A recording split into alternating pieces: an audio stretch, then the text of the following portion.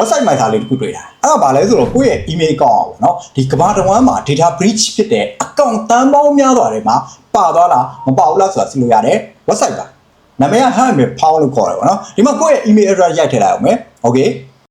အဲဒီမှာဆိုကျွန်တော် Gmail account data breach ဖြစ်တဲ့ထဲမှာ3ခါတော့ပါထားတယ်ပေါ့နော်2020တော့တစ်ခါ2019 Canva website data breach ဖြစ်တော့တစ်ခါပေါ့နော်အဲ့မှာဆိုရင် email address geographic location နာမည်နဲ့ password တွေ compromise လုပ်ခံလိုက်ပြီးတော့2016တော့လည်းတစ်ခါပါလိုက်သေးရပေါ့နော်ကိုကောင်အခုလိုမျိုး data breach ဖြစ်တဲ့ပါပြီးတော့ compromise လုပ်ခံထားရတယ်ဆိုရင်ကျွန်တော်တို့အရင်ဆုံး password ချိန်မှာပြီးရင်2-factor authentication ခံမှာဆိုပြီးတော့အကြံပြုထားတယ်တကယ်လို့ပေါ့နော်